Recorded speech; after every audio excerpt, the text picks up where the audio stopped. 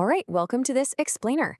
Today we're taking Marshall Allen's incredible investigative playbook and turning it into your personal tactical survival guide for facing down the giant healthcare industry.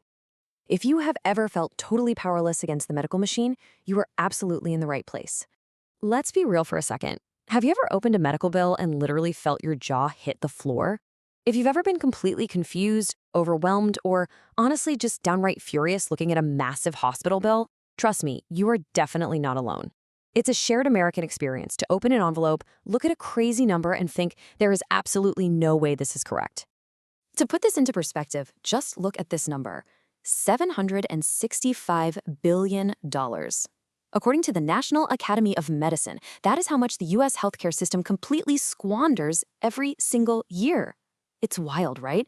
That's more than the entire budget of the Defense Department. It proves that this isn't just a you problem. You aren't doing something wrong. The system is just wasting an obscene amount of money and counting on you to foot the bill. Okay, so here's our roadmap for today. 1. The healthcare bully. 2. 5 reasons to fight. 3. Beating bogus medical bills. 4. Winning your insurance appeal. And 5. Becoming the victor. Let's jump right in to part 1, the healthcare bully. We've got to start by reframing how we look at the healthcare industry. It's not a broken system. According to our source material, it's actually a massive machine operating exactly as it was designed, to maximize profits at your expense. For example, consider the author's own father. He was a dementia patient in an assisted living facility. After a severe medication error, the primary care group inexplicably billed the family $445 for an unnecessary, highly complex exam that the family never even authorized.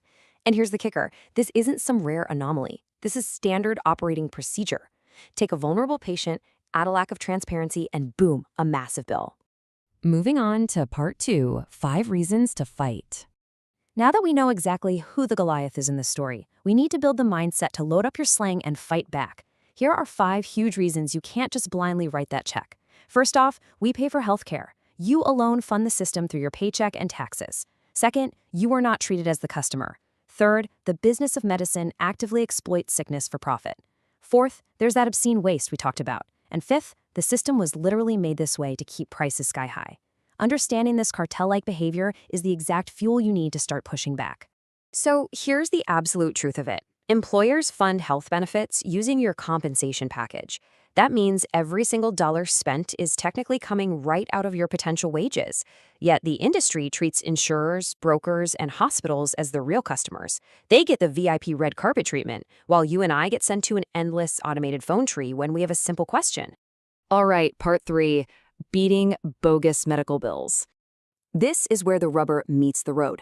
Let's talk tactical execution for defeating these inaccurate bills. When you look at a medical bill, you'll usually see a terrifyingly high number called the provider charge amount.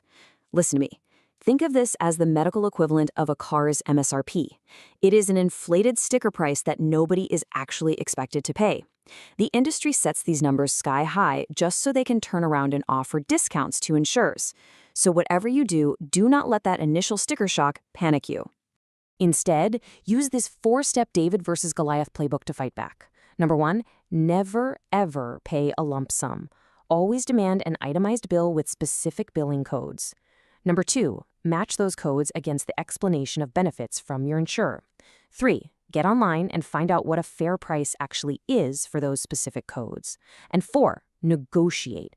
Relentlessly. Start at the billing department and climb your way right up to the executives if you have to. Now, you might be wondering, what exactly are we looking for on that itemized bill? Well, our primary weapon they use against you is called upcoding.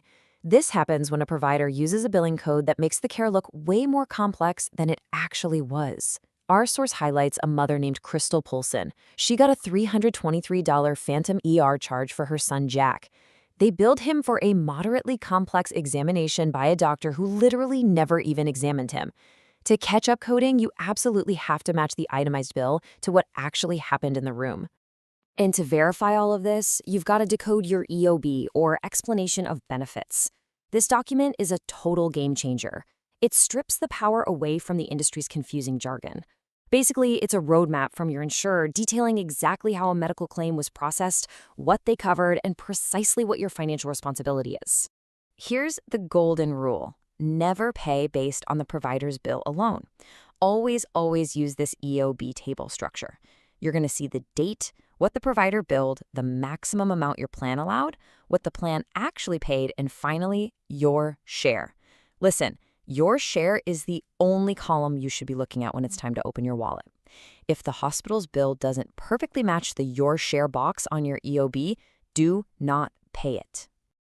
Moving on to part 4, winning your insurance appeal. Now we're tackling a really scary scenario. What happens when your own insurance company refuses to pay for the care you or your family desperately need? Before you even launch an appeal, you have to identify your opponent. You need to know if your plan is fully insured, meaning an insurance company bears the financial risk and is regulated by the state, or if it's self-funded, which means your employer actually pays the medical bills and is regulated by the Department of Labor. This distinction is absolutely crucial because it dictates your entire battle strategy. Once you know who you're fighting, it's time to use the insurance warrior method. This was developed by expert Lori Todd, and your tactical execution relies on 3 main pillars. First, access is power. Find the email addresses of the top executives and board members and copy them directly on your appeal. Second, speed is a strategy. Label your appeal as an urgent, expedited request. And third, phone calls are key. Call those executives directly, and whatever you do, never, ever leave a voicemail. Just keep calling back. This quote from Lori Todd really hits the nail on the head regarding the rebellious mindset you need to adopt. She says, appeals are not about information, they're about intimidation. Think about that. You aren't going to win by begging or crying. You win by cornering the decision makers with meticulous evidence of contract breaches and applying massive social pressure until they literally have no choice but to flip the switch and approve your claim. And finally, part 5, becoming the victor. This is where we wrap up our playbook and where you permanently shift from being a passive victim of a massive system into an empowered victor. By deploying these precise strategies, like investigating every single medical code, escalating disputes to the highest levels of management, and even leveraging small claims court when providers refuse to play fair, you are actively protecting your family's financial health. You don't ever have to just accept, well, that's just the way it is again. So I want to leave you with this final thought. This whole system completely relies on your silence and your passivity to keep its profits soaring. But the tools to win are right here, in your hands now. Knowing how this industry operates, what action are you going to take the next time a massive envelope arrives from a hospital? Are you going to let the bully win, or will you fight back? Thanks so much for joining me on this explainer, and I will catch you next time.